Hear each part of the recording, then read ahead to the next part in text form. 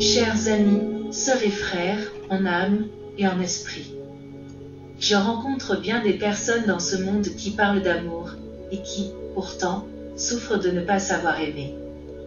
Et lorsqu'elles me posent la question, « Comment fais-tu pour aimer ainsi ?» je réponds, avec simplicité, c'est le seul mot qui compte pour décrire comment j'aime.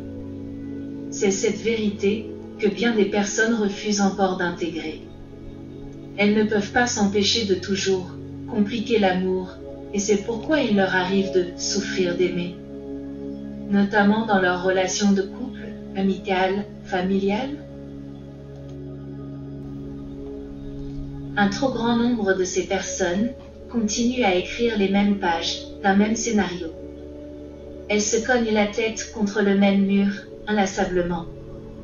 Mais quand vont-elles en avoir assez de tant souffrir à cause de leur façon de fonctionner?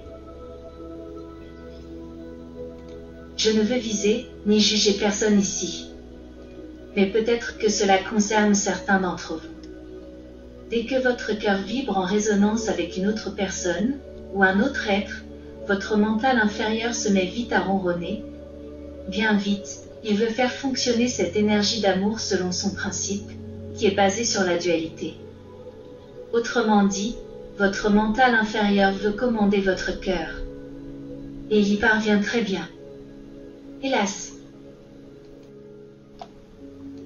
Si vous vous analysez intérieurement, vous découvrirez souvent une sorte de calcul derrière vos sentiments.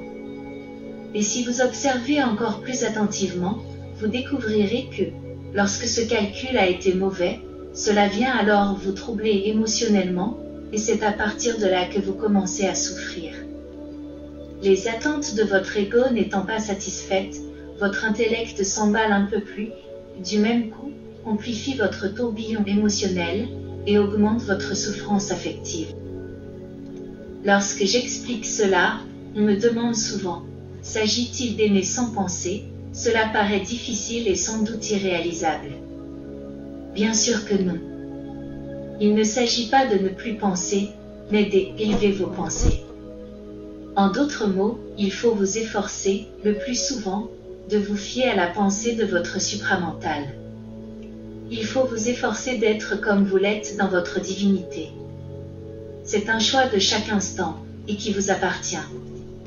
Ainsi, lorsque soudain, votre cœur vibre d'amour pour une personne, si votre mental se met à ronronner, à calculer, etc., tâchez de le désarmer de suite, et de passer le relais au mental de votre cœur. Observez votre relation avec l'autre à partir des idées élevées de votre mental supérieur. Vous savez très bien faire cela. Ces idées élevées ne sont pas absentes en vous. Vous êtes bien d'accord, n'est-ce pas?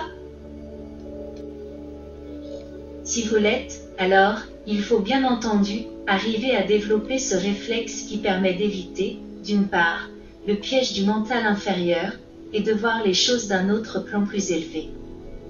C'est le portail qui vous conduira à cette maturité que vous souhaitez tant, au fond de votre âme. Il est vraiment temps de passer ce cap.